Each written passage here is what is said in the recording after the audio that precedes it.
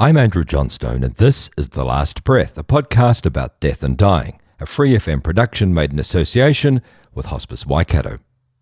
In this series, I'll be talking to all sorts of people about their experiences with death, including palliative care nurses, grief counsellors, hospice volunteers, the bereaved, and the dying. Death is part of life, and as we explore the work that hospice does, my hope is that the series will bring us to a new understanding of death.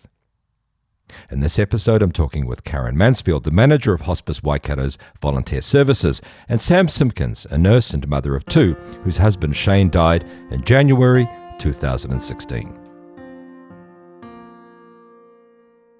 We just don't talk about death and dying enough in our community. It's something that's going to happen naturally to all of us, but let's talk about it with our families. Let our families know what we want to happen and what's important to us. I think that's the key. Sometimes when we're talking to outsiders and we talk openly about death and dying, it scares people. And we need to be talking about it more so that people aren't scared.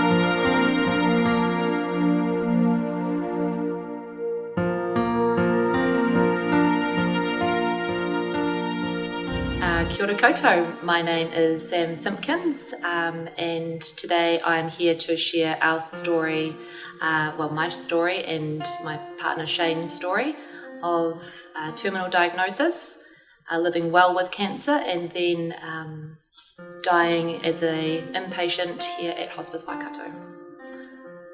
So a little bit about us.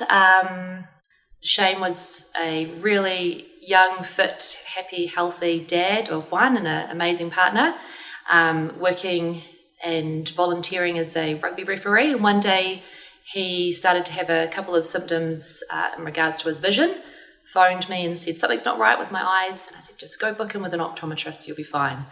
But unfortunately he wasn't fine, and he actually ended up with a grand mal seizure that day in his workplace. We presented to hospital, had a brain scan, and they found a tumour the size of a golf ball on his occipital lobe. So we shifted very quickly into a space of uncertainty. I was also pregnant with our second daughter at that time. So through the transition of being joyful for the expectation of our new arrival of our daughter, we then had to deal with a potential diagnosis of something really dark and scary. We were a really young family. Our other daughter was 3 at that time, and our whole world just got turned upside down. So a couple of weeks later we had the diagnosis of GBM, so glioblastoma multiforme, and we're told it was a terminal diagnosis. So there was treatment options to give Shane quality of life. However, we were told that he wouldn't be able to survive long term as well. That took us a lot to digest and accept as well, and actually we didn't accept that terminal diagnosis for quite some time. We were like, no, we're not going to be a number, we're an individual family. Shane was so young and fit, and he was like, no, I've got so much fight in me, I'm not going to accept that I'm going to die from GBM. So in actual fact, we put our heads in the sand. He had his brain surgeries. We did radiation all through Christmas, started chemotherapy and looked at complementary therapies as well. So we looked at the whole person. We thought, yes, we can take all the medical interventions, but we can also adjust some of our lifestyle as well. So we went all in. I continued to grow our beautiful daughter Maya, and then delivered her in the April. Shane was really sick at that time, actually, just due to the side effects from his chemotherapy, but he was able to be there for the delivery, which was exciting. So that brought us a real positive air to our family dynamic. It gave Shane real strength as well to keep going, particularly through those really challenging treatments and working through all the side effects. So for a period of months, actually, life was pretty good. We had our beautiful newborn daughter. I continued to study towards becoming a nurse. Shane was at home working at, becoming a really intuitive person. He researched and started to meditate. Our other daughter, Sophia, she continued to thrive at kindy, and life seemed pretty good. We knew that he had brain cancer, but life was really settled. Then we had a routine brain scan and met with the specialist, and were told that he had a recurrence, same location, which is very typical of GBM. And we were told in that moment that we actually do need to consider a referral through to hospice. And we were really taken aback. We didn't want to accept any help from an organisation that we thought was only for where old people go to die. We didn't understand what hospice meant, and we just said no in that moment. We then went home and shed a lot of tears and thought, oh my goodness, how is this happening? We knew that he had another brain tumour, but Shane was actually thriving in that moment as well. He had very minimal symptoms. So we decided just to sit with the idea of having a referral to hospice. Maybe it was something that we could explore. And a few weeks later, we went back to the specialist and said, actually, yes, could you please refer us through, and we'll have a discussion with whoever it is at hospice and kind of figure out what the nuts and bolts of hospice life is. So we had a home visit, given a lot of information. It was information overload, and again, we thought, no, this is not for us. But they said because we'd been referred, they can just leave it there, and we can contact them at any time to kind of re-engage and see what that looks like for us. So again, a few weeks passed, and we thought, no, actually, I think we need to do this. More for reading through the paperwork, I saw that there was support for myself and the girls as well, and preparing for what life may look like if things started to unravel for us as well. So we contacted hospice and said, actually, sorry, we do want you to come into our world. And they came back and did another home visit. So we met with an amazing hospice nurse, and he went through the process with Shane about what hospice could do for us. And he gave us real hope. He said, you can thrive with hospice. We can provide you whatever support you need. We can walk alongside you. We can walk alongside myself and the girls, but we're guided by you. So we're not going to force anything upon you. And I love that they gave us that, I guess, autonomy to make our own choices, and not to feel like we had to do what they told us to do. And that was really refreshing, but also really comforting, because I was like, okay, cool. We've got a team that are there for us with our best interests. So, I guess that was the start of our journey with hospice walking alongside us. It opened many doors for Shane as well. He was able to access counselling services to process through a terminal diagnosis. Our girls were able to come here to Rainbow Place and have play therapy sessions. We didn't even know that was what was needed for our family as well. It's amazing that you kind of feel like you're surviving or thriving through your traumatic diagnosis, but it's not until you start to unpack what may be going on for your family members that you realise actually we do need to have these support people in our world. The girls loved to come here to Rainbow Place. Maya was a little baby, so it wasn't so much for her, but for Sophia particularly, she really found this space a safe place to come into. She had a lot of fun with her play therapist, and she was able to express herself to someone that wasn't mum and dad as well. She didn't want to cause us any distress. She didn't want to make us feel sad. And so it was lovely to know that we were meeting her emotional needs as well through a really challenging time. How old was Sophia at this time? So Sophia was 3 when Shane was diagnosed, and she was 5 when he passed away. So 3, 4 and 5, and Yeah, it was amazing because obviously through those years she was developing as a young person as well. So her emotional intelligence was developing, her understanding of what life meant, the permanence of death as well evolved. And as she went through all of those developmental stages, we were able to kind of wrap around and make sure that she was having more intensive sessions with the play therapist as well. Do you think children have a greater capacity than adults to accept these sort of things? Yeah, absolutely. And I think that they're so black and white as well. And they say things that are like, oh my gosh, I can't believe you just said that. So for example, you often hear about people talking about their loved one passing away. Well, for Sophia, it was dad died. So really permanent. The language was very purposeful, and it was really confronting to hear her use dad died instead of dad passing. Dad passing sounded much softer and a little less harsh. However, when I think about the permanence of death, dad died actually is true, and it allows you to really accept that there is permanence in death. So in fact, the girls, they helped me to not, I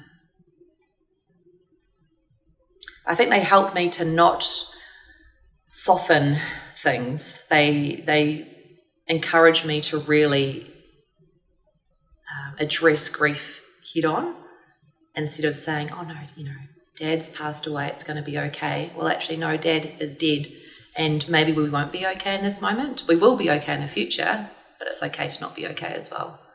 That's very interesting, because one of the things that I've observed talking to people about death is we do tend to soften it. We do tend to pretend it is something other than what it is with our language. So yeah, the kids are so black and white. They will tell you as it is. Yeah, and they will share all of their emotions unfiltered, which I love, right? They don't have those inhibitions. They don't have those concerns about protecting others or fitting into societal boxes. So whatever they're feeling in that moment, they're feeling, and they feel it hard. And it's beautiful to watch. It's confronting to watch. But if we learn from them and join in that process, it can be amazingly cathartic as well, right? Let it all out. Cry like no one's watching, because that's what children do. And as an adult, you think, oh my God, like, what am I doing? I'm like a mess right now. But that's our own personal perception of what we should be doing in that moment. Yeah. Shane, tell us about his journey. He was awesome. So like I said, he was really young, fit, healthy, had led an amazing life. We travelled the world together. So we'd lived a really full life. He had this amazing ability to take challenges head on, embrace them, and really make the most out of all situations. So testament to his character, when he was told he had GBM, he was like, oh no, like, I know the figures, I've looked it up, but I'm not going to be one of those. So throughout his journey, he was really defiant in the fact that he didn't want to just be a number. He didn't want to accept that people with GBM often die within that first year. For him, he wanted to show everyone that he had strength, that he had courage, and that, well, his end goal was that he was going to be the exception to the rule and survive. So through all of his surgeries, he ended up having 5 brain surgeries. His recovery was always quite quick. He would always be very positive and optimistic, big smile on his face, even when he was in a lot of pain and really struggling. He brought a lot of joy to all the staff that were caring for him as well, because he had a great sense of humour.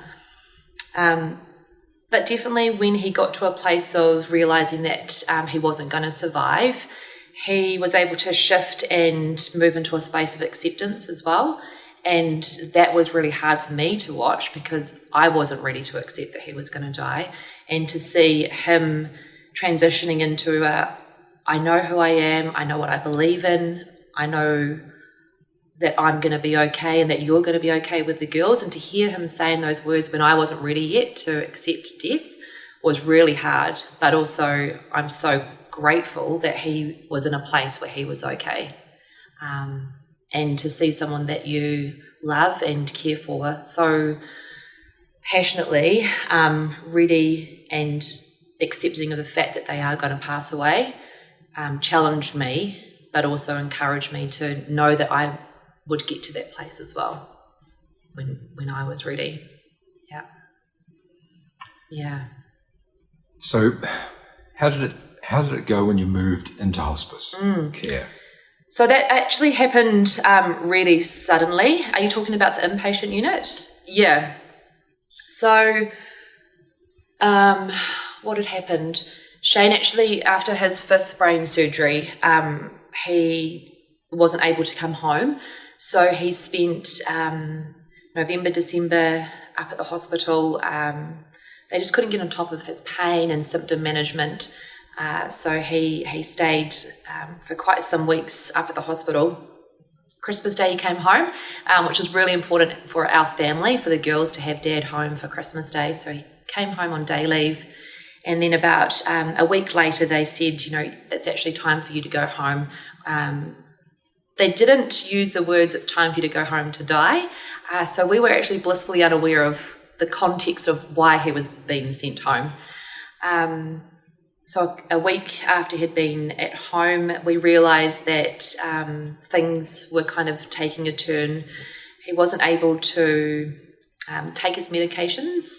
He wasn't able to keep things down, and he was just losing his ability to kind of function at home. So we contacted hospice, and they told us that there was a space in the inpatient unit when we needed it. And so we were transferred here. The hospice nurse made that all happen very seamlessly. Unfortunately, when we made the decision for Shane to come into the inpatient unit, in that transition period of moving from our home to hospice, he actually lost consciousness as well. And I think that was probably Shane knowing that he knew that he was going to be in the right place. He didn't want to pass away or die at home. He didn't want to die in hospital. He knew that he wanted to come here. And it was really nice to know that we were able to kind of make that happen. So when I arrived at the inpatient unit, I found Shane unresponsive, and that was really confronting. I was like, oh my gosh, it's actually happening. And I wasn't prepared for that in that moment. I walked in with a coffee and a muffin for him, which I don't even know what I was thinking. So I stopped off to get a coffee and thinking, this is going to be fine. We can come into the inpatient unit, get his symptoms under control, and then pop home. But I walked in and realised, no, actually, this is the end for Shane. So the hospice nurse came in and asked me if I needed anything, and I just said, I'm not sure what I need, and they left me, and a doctor came in and explained the process of what was kind of happening, and explained that Shane's body was going to shut down, and it would take whatever time it would take, but we could be here, and they would support the whole family to be here as much or as little as we wanted. So really confronting, because I wasn't prepared for that in that moment. I didn't know that was what was going to happen in that day when we woke up in the morning. But I knew that Shane wanted us to be with him. I knew that his wishes were to be surrounded by his family, his friends, to have music, to make sure that everyone was given the time to be with Shane as well. So hospice were amazing. They were like, this is your space, you just do whatever you need. So we put up beautiful pictures of our family. We had his favourite music playing in the background. What was his favourite music? Lady Six at that moment. So actually when he passed away, this amazing New Zealand artist called Lady Six, we had her playing in the background, and he loved Kiwi music, he loved drum and bass. So not everyone's cup of tea, but we had it playing the whole time. So his friends read him some autobiographies of some rugby greats, because he loved rugby. His mum and dad were here. The girls were here. We had the bed set up side by side so our girls could be lying beside Dad. And it was amazing. It was the most beautiful experience. So hard, because I was like, I couldn't quite come to terms with the fact that this was us in that moment, that it was really happening, because we had such big aspirations of beating it. And then in that moment of Shane moving from our home in Dinsdale to here in Hillcrest, him losing consciousness and me not being aware that was what was going to happen next took me a couple of days to really kind of get my head around the idea of this is it, he is going to die, and then to watch his body slowly shut down. We took the drinks trolley every afternoon. All of us and all of our family and friends, we all sat around and we shared amazing stories. We knew that Shane could still hear. I knew from my nursing training that, that sense doesn't go. And so we involved him in all of our conversations. Although he was unresponsive, we knew that he could hear. So our friends and family took the time to be able to sit and have a beer with him. We got the mouth swabs and dipped it in his favourite beer and gave him a mouth swab full of beer. But holy smokes, like the ability to share in that space, to actually have some real moments of joy in an incredibly sad and confronting time was so beneficial. The ability to share that space with others as well. Our room was full of people, but it didn't feel like we needed to keep quiet or that we were stepping on anyone's toes. It was our space in that moment. And I'm just so grateful that we had that time with Shane. Actively dying can be really confronting. I'd never actually watched someone actively die. But the nursing team and the doctors, they allowed for him to die at peace. They were able to manage his symptoms beautifully so that he was never in pain. He didn't make any horrible noises. The girls didn't have to watch their dad die in a confronting way. He actually passed away so peacefully because of the care that the inpatient unit provided for him. And I'm so grateful because our lasting week with Shane doesn't have any awful memories for me. I knew that he was at peace. I knew that he was comfortable. I knew that he was surrounded by loved ones, and I knew that the girls could see that Dad was okay in that moment. And I think that not enough people know that that's what hospice does or can do for you as well, to give you that gift of seeing your loved one pass away peacefully. I'm just so grateful that that's our lasting memories that we have of Shane, is that he was okay and he was at peace. And you were with Shane when he died? Yeah. So we had all of his family and friends there on his last day, and they had the nursing team had come in, and they'd always kind of kept us up to date with what was happening in the process of Shane dying as well. And his breathing had slowed. And they'd said to us, like at some moment in the very near future, he will pass away. So we just, I lay beside him and listened to his breathing. And I noticed that his breathing was at times stopping. And I think, oh my goodness, this is the moment he's died. And then he'd breathe again. And I thought, this is a bit unfair. Like, I'm not too sure how I feel about this whole situation. But yeah, he took his final breath and shed a tear. He shed a tear, which for me, I was like, he's at peace. It was amazing. It was amazing to know that he was okay. Yeah. It was a beautiful moment. And I never knew that death could be beautiful. I'd always imagined that death would be a really horrible, confronting, yucky experience, but it was amazing. And I was there, and I knew that Shane wasn't alone in that moment. It was beautiful. Yeah. When it was all over, funeral, how were you feeling? So after he died, I actually spent the night with him here at hospice with his body. And again, I didn't know in that moment that was something that I would do. But because it had been such a beautiful experience, I was no longer afraid of death. I understood that, yes, he had died and we were left with his body. But I think I knew that we were going to be okay, because I could see that Shane was okay in that moment of him dying, him shedding that tear and just seeing the relief on his body. I knew that we were going to be okay. He was gone, but we were still going to be okay. So I spent the night with his body, and then his good friend stayed with us. We had dinner with Shane's body.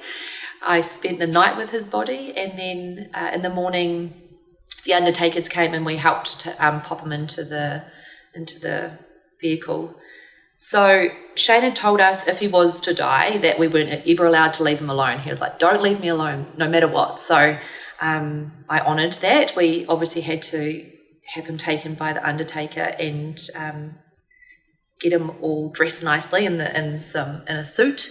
But he wanted to be home as soon as we could. So we did the process as quick as we could, and we brought him home to his mum and dad, Sally and Barry's, and we had him in an open casket up until the day of his celebration of life, is what we called it. So again, that just continued that whole process of allowing everyone to really come to terms with the fact that he was gone. When you look at a dead body in a coffin, you cannot do anything but accept that person is gone. And we've had so many friends and family thank us for allowing them to have that space to be able to say goodbye to Shane, to be able to see his body and to really sit with what that made them feel. The girls spent days decorating his coffin, and we again had all of his music playing. And so we had a celebration of life at the Arboretum just on the way out to Raglan. And it was a beautiful day. We had, of course, we had rain, we had sun, we had wind, and I think that was Shane saying one last goodbye to us all.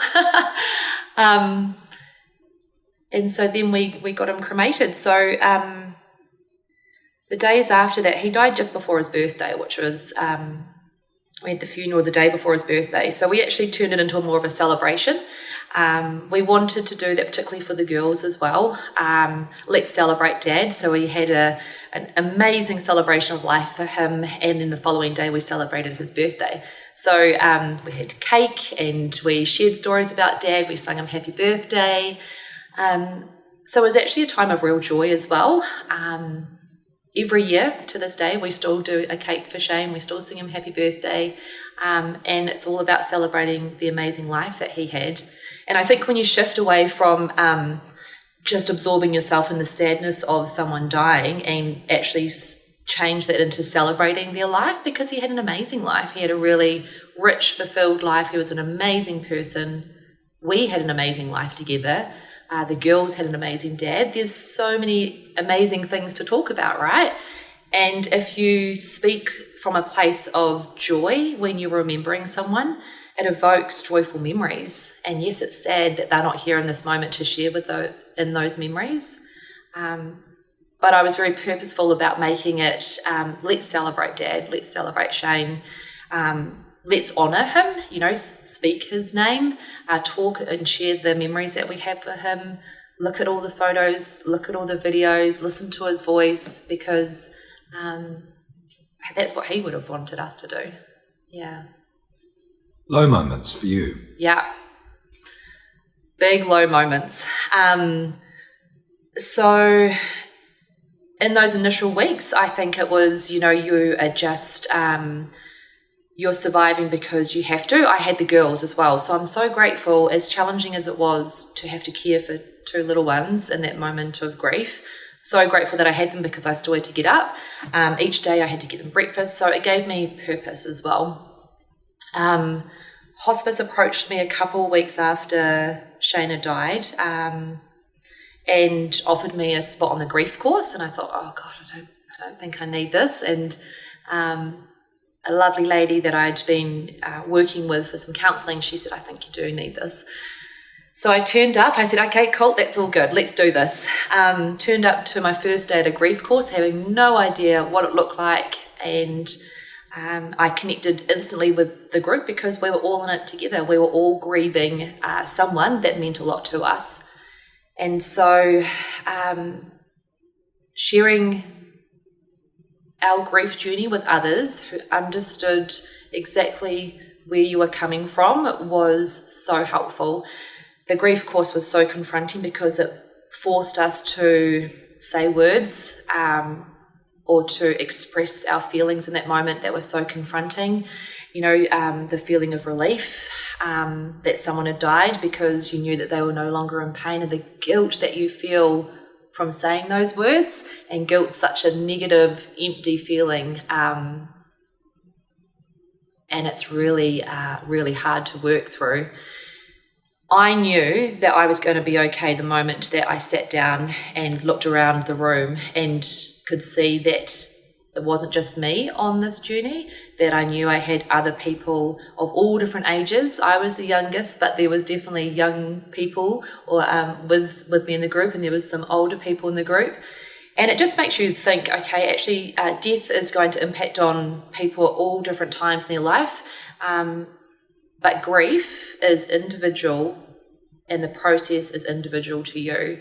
No matter how you get through it, if you do get to the end of your grieving process, in whatever time frame that takes, it allows you to then thrive. And I was really motivated to make sure that we thrived, and I didn't want it to define us or to break us as a family unit. I had my girls, and I knew that I needed to continue to live life beyond our life with Shane as well. So yeah, the grief course was exhausting. I was working as a nurse, so I had to remember to take my nursing hat off and be present there in that moment as Sam. I used to go back to work in the afternoon after spending the mornings on the grief course, and I was just emotionally exhausted because it makes you feel all the feels, right? And you can't run away from them because you're in that space and that's what you're there for. So many tears were shed, many laughs were shared. And in fact, after the grief course program was completed, we continued to meet up for a few months after that as well, just to touch base to make sure that we were, as a group, doing okay, because you actually form a really strong connection with these people. They get you, they understand, they give you that space and security to share those really big feelings. Let's talk about, so the things that you were feeling. You spoke about guilt, which is understandable. Before the interview, we did talk about the fact that people who die suddenly is a different process to people who die slowly. You're in a different space. What other feelings was there anger? There definitely was anger, but I felt I was quite good at nipping that in the bud, because I didn't want to become a victim, or I didn't want to sit in that victim mentality of why me, why us, why has this happened, because it wasn't helpful to me at all. I think when I reflect back on a terminal diagnosis, is it gives you time when you are diagnosed or told that you have a terminal diagnosis, it gives you time to work through that grief. And I think anger was the first thing that we felt at diagnosis. And so in reflection, I know that Shane and I talked through that anger together and with friends. And because of that, at the time of death and the months after Shane's death, I didn't really need to revisit that because I'd already processed that in that moment. I was always really motivated to not let this define me. I knew that it was going to shape me to be a better person, but I knew that if I held on to that anger, that would cause me to not be me. I wanted to show the girls as well that you can actually draw on strength that you don't even know you've had, that inner resilience. I've had people say to me, how did you continue your nursing studies through Shane having or living with cancer and complete your nursing studies, become a registered nurse, start working as a nurse all through this journey, and then Shane died and you continue to be a nurse? And I don't know the answer. I don't know how I did it. All I know is that I drew on this inner resilience that I had no idea that I had. Because if you're motivated to do something, and if you're motivated to live your life to the best of your ability, no matter what challenges you come up against, you can do that. So big emotions, anger, I really do feel like we acknowledge those big feelings together. Because was Shane angry as well? Oh, so angry. You know, we sat in the ED department after he had his initial scan when they were trying to explore what brought on that grand mal seizure. And we sat in the little cubicle in the ED department, curtains closed, and the doctor had just come in and said, we've found a tumour on your brain, the size of a golf ball. We need to do brain surgery. And in that moment, he was like, this is not possible. And there was instant anger because we knew that it's not normal to have something growing in your brain. And Shane's mum's also a nurse as well. And I think he knew from his mum's face that this was not good. Shane was so insightful, though, with his emotions. He also knew that anger was not beneficial, right? And we loved to talk, and I think that that's what helped us process that anger. Getting to a place of not acceptance that it was going to be a terminal diagnosis, but acceptance that this was our journey, allowed us to kind of focus on the other things so that we weren't caught up in that emotion of anger. We still had to live our life. We still had to, we had a baby, expecting a baby in that moment, and we still had Sophia. So anger, it was there, but it wasn't the big feeling. I think for me in my journey, guilt was the biggest thing that I felt. It was so challenging to process. It made me feel physically sick, the guilt that I held on to at feeling relieved that Shane had died. So the relief at the moment when Shane took his last breath, seeing him shed that tear, and just knowing like I don't have to be here. I don't have to be here caring for someone. I don't have to deal with hospitals anymore. I don't have to deal with oncologists. I don't have to deal with everything that comes along with a cancer diagnosis, and I can just go on and live my life. I was so relieved. And then when I sat in what I was thinking, the guilt just was crippling. It was horrific. And I didn't know what to do in that moment of guilt. It really floored me actually, because guilt's not a feeling that I had really had to sit with in such an intense space. And I didn't understand how to work through those feelings, and that's why the grief course was so important. I was able to say those words. I was able to be honest and upfront with others about what I was feeling, and then be able to accept that that was okay to feel relief, and I didn't need to feel guilty. It was very valid that I felt that relief as Shane died. Happiness. I also felt happiness, right? I got to share my life with an amazing man, and I felt like I had won the lottery in my family. I had an amazing relationship. We had 2 beautiful daughters. We had a home. The joy that we had was amazing, and that was also part of my grief journey to share the joy that we'd shared together. And I think that that's probably what I went back to a lot, was knowing that we had something really amazing.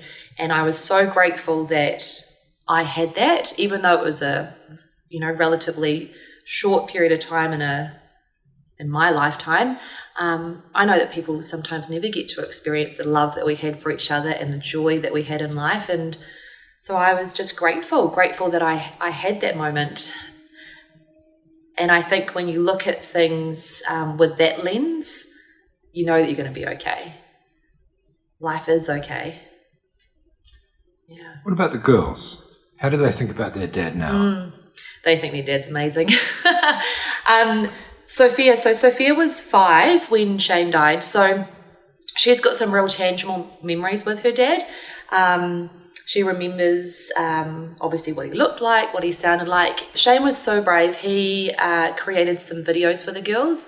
So he has, we have a video message from Shane for both the girls. So on their birthdays, we play Shane's message to them, which is amazing. So we get to see Shane looking quite healthy, hear his voice, watch his mannerisms, and he's speaking directly to the girls, which is so special. Sophia has lots of photos, lots of milestones she reached with her dad by her side. So she knows that her dad was amazing.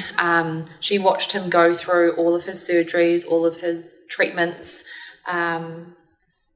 and she knew that he was fighting and fought really hard, and I think that she really admires him for that. She's now almost 14.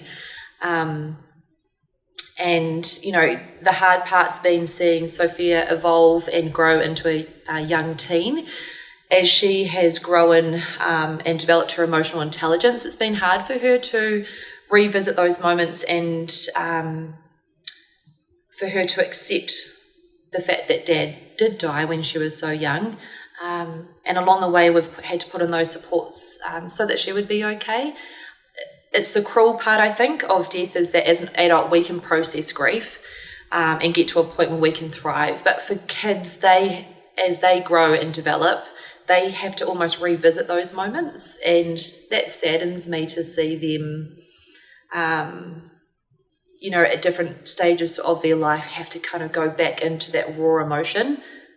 But they have to. It's so important that they do revisit that so that they continue to thrive and it doesn't stop them from being their best version of themselves. Maya was so little. She was 15 months when Shane died, and she's 10 now. She feels really ripped off and robbed of time with her dad. So she knows that he was amazing and that he loved her because we've told her. She obviously has fewer memories, less photos, but we do have some videos, and she loves them. To hear her dad's voice, to see her dad interacting with her when she was a little baby and toddler. So for Maya, I think it's quite different. She's had to sit with those big feelings. Anger's been a big one for her.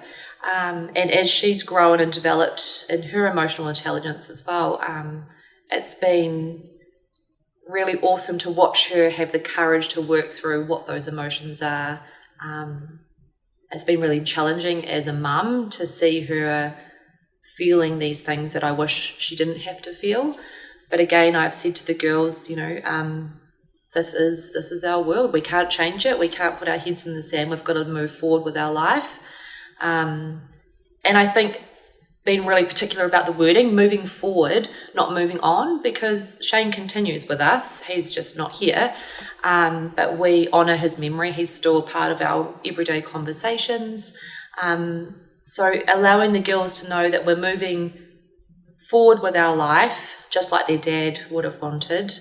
We're not forgetting Dad. He's always a part of our world.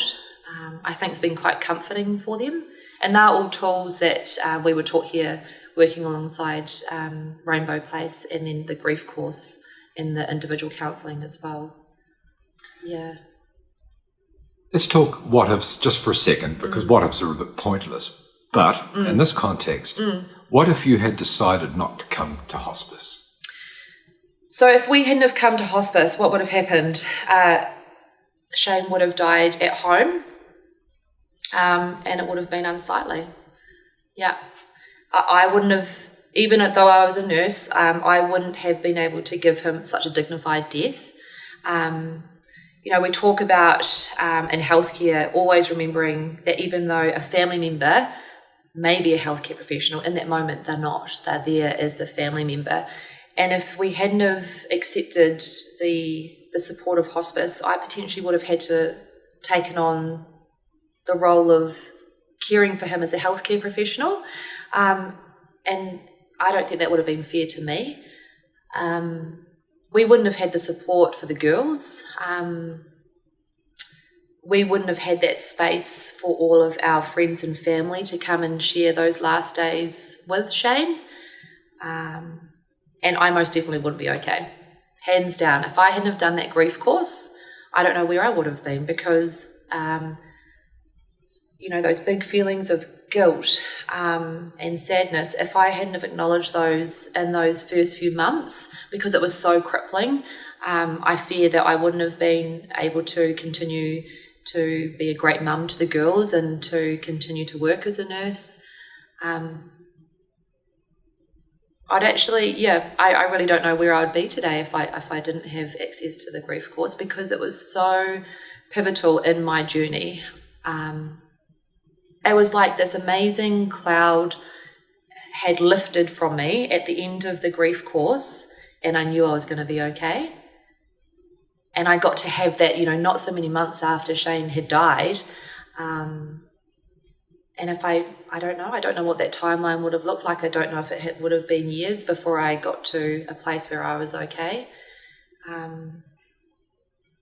I just know that the grief course was extremely pivotal, and I wish everyone had the opportunity or has the opportunity to be able to sit in a safe place and work alongside professionals to unpack what they need to unpack so they can thrive in life post a really sad occasion. Yeah.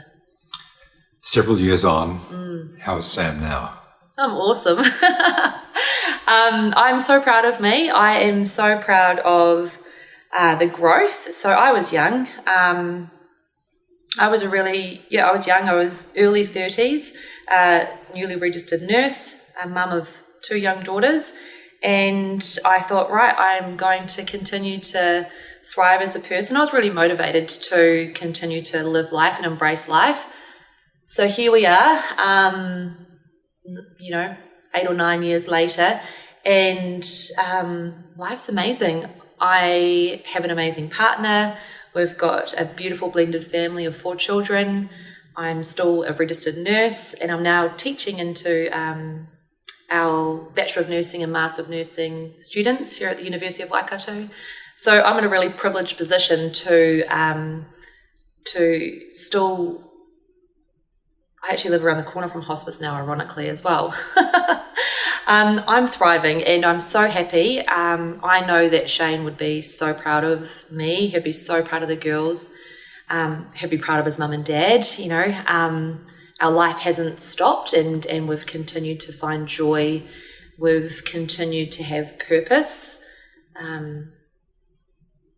And we've continued to thrive as a family. Yeah. I'd like to finish on one question. When your own time comes, when your own death, when you're facing your own death, what has this taught you? How will you approach that time? That's a big question, hey? I think I would look upon how Shane faced a terminal diagnosis. I think the important part that he taught me was the moment of acceptance. I would hope that I would be able to get to that place because I saw the peace that gave him. Being able to accept our mortality and being okay with our own belief systems, I think, is really important. I would hope that I would be able to be given the opportunity to die with dignity. Seeing what I saw in Shane's death, that you can die with dignity and it can be really beautiful. I would want that for my friends and family and loved ones because I knew that gave us a gift. It wasn't traumatic. It wasn't scary. It was beautiful, and I would hope that I'd really hope that I would be able to pass like that. Hi, I'm Karen. I work for Hospice Waikato. I've been here for 14 years and I manage our volunteer pool, which exists of 690 fabulous volunteers. Volunteers support Hospice Waikato in nearly everything that we do except for our clinical work. So what kind of jobs do volunteers do? So if somebody wants to come to volunteer at Hospice Waikato, what can they expect? They can expect me to find a place for you, the right place. Volunteers work with patients. They are sitting with patients at home, writing patients' life stories, which is a really precious service. They do all our gardens. They're delivering equipment all around the Waikato. They're working in our hospice shops. They're helping with admin in our kitchen. They're working with our Rainbow Place children, hairdressers, beauty therapists. They work across 26 different disciplines. And we shouldn't forget the drinks trolley. Oh, and that all-important drinks trolley, which runs in our inpatient unit. Such a special service that families often talk about. A sense of normality for a lot of them, just to have a drink at the end of the day. Can I quickly ask you, Karen, about the hospice shops, because they're in every town in the Waikato, aren't they? Nearly in every town. We've got 9 hospice shops, 3 in Hamilton, Cambridge, Te Awamutu, Matamata, Morrinsville and Thames. And our hospice shops are our major funders. Our hospice shops are bringing in $5.2 million every year, mainly supported by volunteers who do an amazing job. They're so busy, and we think they're the best shops in New Zealand.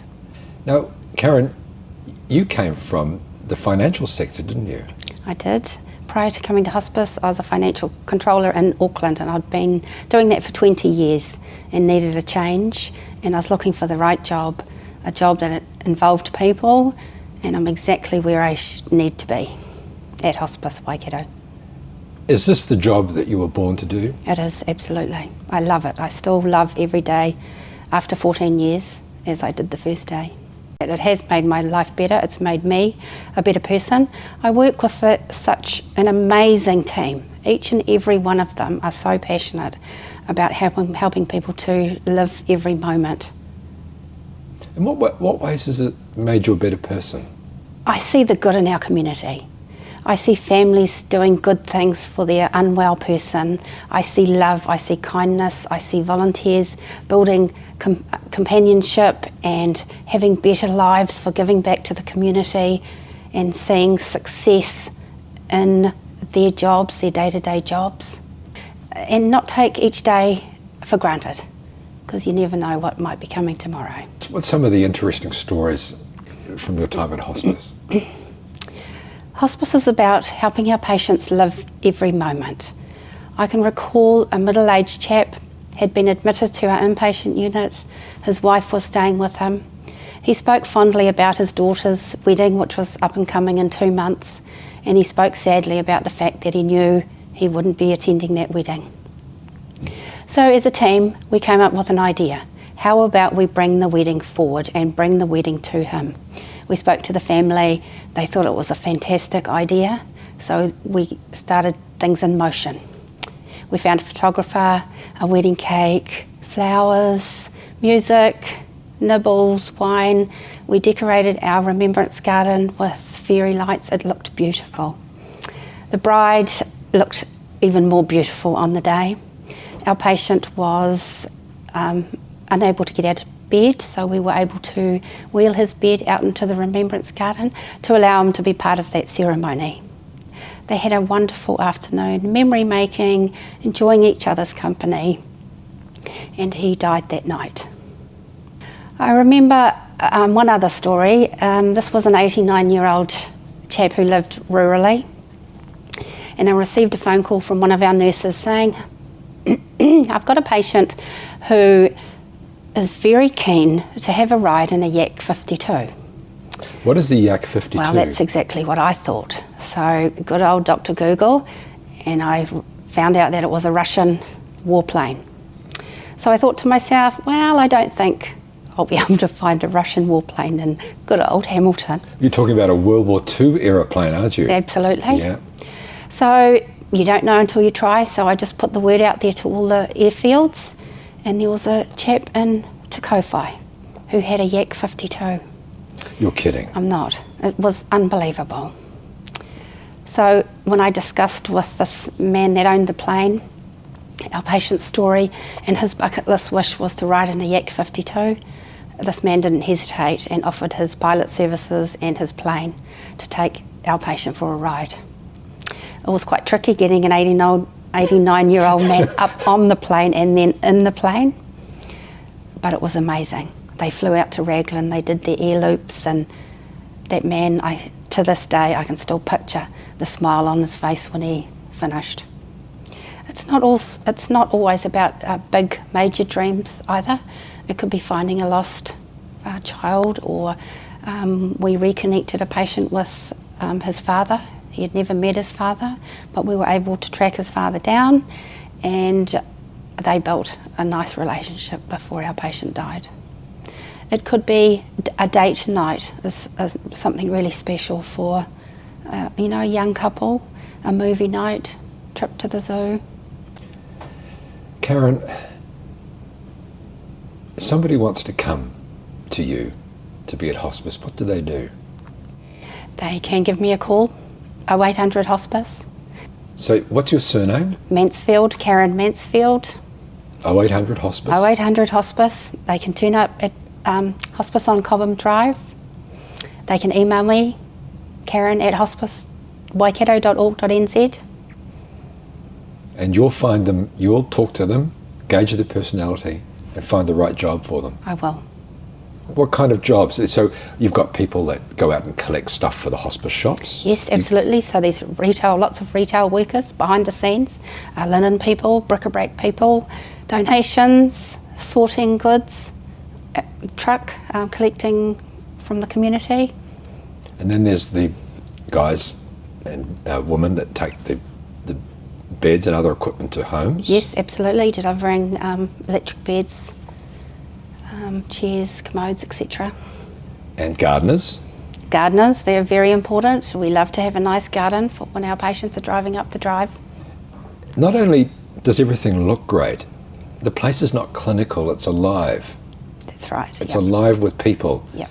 And in every single room, even the most insignificant spots, everything is considered and thoughtful and makes you feel like you belong here and it's welcoming. Well, we're about living every moment. It's not doom and gloom, there's happiness, there is sadness, but we want people to make the most of the time that they have left. Karen, before we finish, well, I think you've probably already said it, but let's reiterate it. What have you learnt about life from your 14 years at Hospice Waikato? I've learnt not to sweat the small stuff.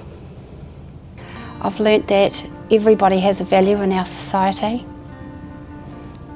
I've learnt to love.